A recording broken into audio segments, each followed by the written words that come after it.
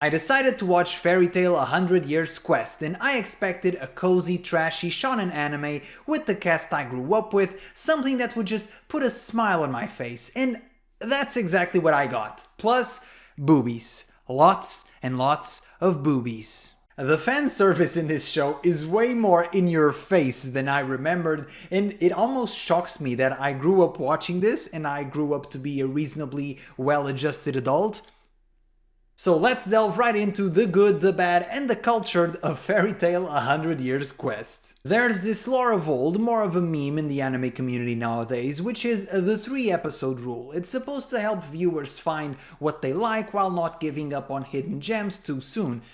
Or maybe it's just a random rule that people just stuck with for all these years for who knows what reason. The point is, Fairy Tail 100 Years Quest is to me a perfect example of the 3-episode rule, because in 3 to 4 episodes you get the full fairy tale experience in all its glory, the good and the bad. Episode 1 starts with a dark flashback foreshadowing the main storyline, but we do not get stuck on emotion for too long, oh no, because 30 seconds later we are into the Jolly Guild of Fairy Tail. It's such a treat to see this gang of goofs back again, as each character gives 1 or 2 lines to show their particular character quirk. Elfman is manly, whatever that means, Kana likes to drink.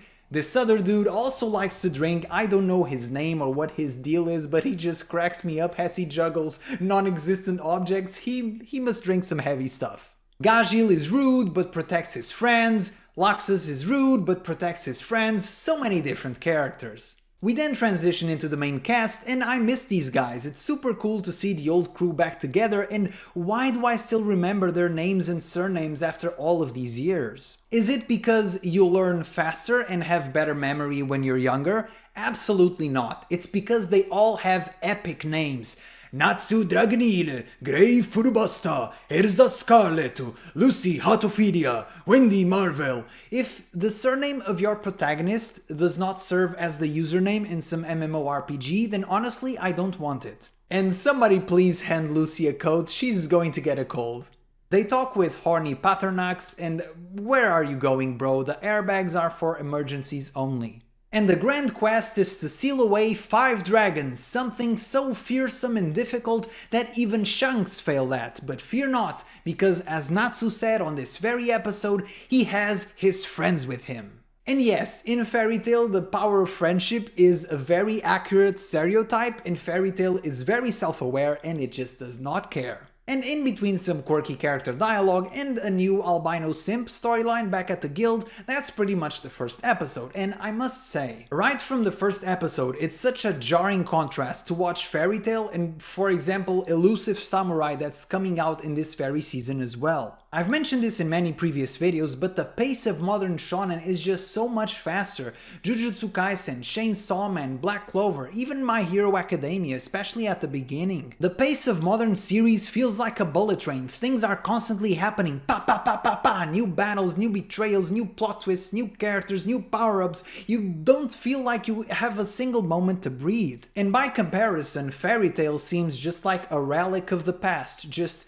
chill vibes, characters interacting, having a good time, a little bit of exposition, but not too much, we have time. It's only natural that as more anime comes out, the attention of the viewer is more on demand, and so series have to move faster and make a bigger impact. And I don't think that one style is necessarily better than the other, I can enjoy both. I think some series are way too slow and take way too much time on things that bring no entertainment to the viewer, and some series move way too fast. It always comes down to execution. However, as someone that grew up with these older shonen, I think the pace for Fairy Tail is actually quite refreshing for me because it's just chill. I can just enjoy the ride and be entertained. As an example, I think the famous Shibuya arc could have done with a few more episodes. It felt like on that arc in particular, I looked away from the screen for a few seconds and I just missed so much I had to backtrack it. But anyway, that's a story for another day.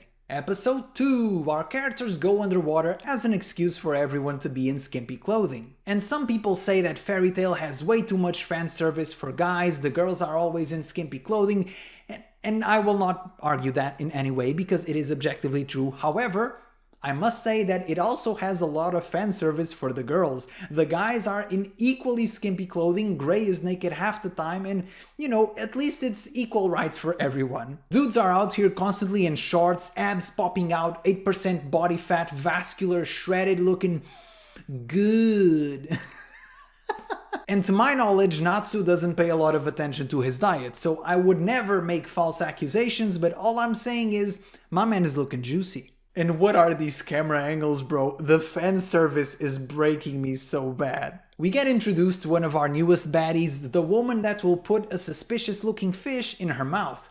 Kinky. And she's apparently a 5th generation Dragon Slayer, and I must say, at this point, can we just stop, guys? Please. When I started watching this series, I still remember, I was a teenager, maybe 14, 15, I can't quite recall, but I was super hyped when Gajeel was introduced because, oh my god, it's another Dragon Slayer, and now they're just devaluing the brand by letting everybody be a Dragon Slayer. We had the originals that learned from dragons themselves, that's pretty cool. Then we had those that used some magic item or whatever, that seems kind of lame, but because Laxus and Cobra were so cool, we just sort of ran with it. And then we have these dudes that are literally just eating dragons and gaining their powers. That feels super awkward. Why are they being rewarded for having a poor diet? And I don't remember a lot from Fairy Tail, to be completely honest here, but weren't dragons super rare? Where are they getting these dragons to eat from? Is there like a dragon buffet? Where are these questionable meals taking place? Episode 3, we find out that the water dragon god is actually super chill, which makes sense. Twinks in anime are either completely chill or just the most evil, powerful bastards out there. And after some more exposition and boob jokes, they're bullying Wendy now. Poor Wendy. Our main characters get absolutely Goomba stomped by the lunch squad, and what? After the entirety of Fairy Tail, I think it's pretty safe to say that all of the members of Team Natsu are pretty strong. Even Lucy. Even Happy. Okay, maybe not Happy, but you get my point. And yet, after all of these years, Fairy Tail keeps running this trope that I always hated. It drives me nuts, where our heroes just get Goomba stomped by a villain, and then through the power of friendship, they power up and defeat the villain with seemingly sometimes the exact same skill set, and it makes no sense. Excuse me, sir, your magic is impressive and you have defeated me, congratulations, but now I have decided to win. And why are they losing to these dragon eater dorks? The armor guy looks like a typical mob from a video game that you would defeat 20 of before getting to the actual boss fight. The Ash dude, I'm sorry, but that is one goofy character design. He doesn't look like a villain, he looks like some dude at Comic-Con that's on a low-budget cosplay of an actual villain. And the Blade chick, I'll admit, she's pretty fire. I really like her design. She looks intimidating and crazy, and I love her powers. I always love when characters have powers that's just cutting things. That connects with me for some reason. And she looks very healthy. She'll never drown. And so I think to myself, okay, we're building up these C-tier villains because at some point down the line they will get their revenge. And yet, I was wrong, because revenge happens in the next episode. Episode 4, Natsu just wins lol, and what was the point of this? I'm the first to admit that people who do power scaling in anime and take it super seriously are generally kind of goofy because it's a fictional series and there's obviously a lot of plot armor towards the protagonist, it's just how it works. However, I still think that there should be some kind of loose power scale where the powers of the characters should make sense in universe. And yet in Fairy Tail, our protagonist in every single character is as strong as the creator wants it to be that week. None of it makes any sense, so you just roll with it. We keep exploring the storyline where the albino chick is evil and Jalal is after her, and Jalal is, after all of these years, still making fangirls scream even with that ugly face tattoo. And speaking of fictional characters making fans scream in the light, Erza is now the Blade chick's pet, and what am I watching? I'm almost 30, what am I doing with my life? And also the chick from the bath scene in Lucy's house is back and she's in a bikini, because of course she is, it's Fairy Tail, and there are only 2 body types for girls in Fairy Tail. You're either a lolly like Wendy, or you are blessed with a very strong protective chest plate. Okay, so should you watch Fairy Tail in 2024? Should you watch Fairy Tail 100 Years Quest? It depends on what you're looking for. If somebody went up to me in the middle of the street and asked me for an anime recommendation, because that's a thing people do in this hypothetical scenario I just made, they just ask you for anime to watch, would I recommend Fairy Tail blind without knowing anything about the person? No. Do I recommend getting into Fairy Tail today if you've never watched it? Probably not. Do I recommend watching 100 Years Quest if you were a fan of the original and are looking for a nostalgia pop? Yeah, sure. Fairy Tail, for better or for worse, looks and feels extremely dated. The characters, the storyline, the pacing. If for some reason you want to watch an anime that feels like it was made more than 10 years ago and you just want some mindless entertainment, then this is the vibe you're going for. You should watch this. And as someone who had Fairy Tail fatigue a few years back, I dropped the anime and started reading only the manga. It was a bit after the Grand Magic Games, for those of you who are curious. Even I think that Fairy Tail started getting way too much hate for no reason. Yes, it is extremely tropey, it is the quintessential battle shonen for all the good and the bad that comes with it, but at some point people just flipped a switch and started judging it based on things that didn't even make sense.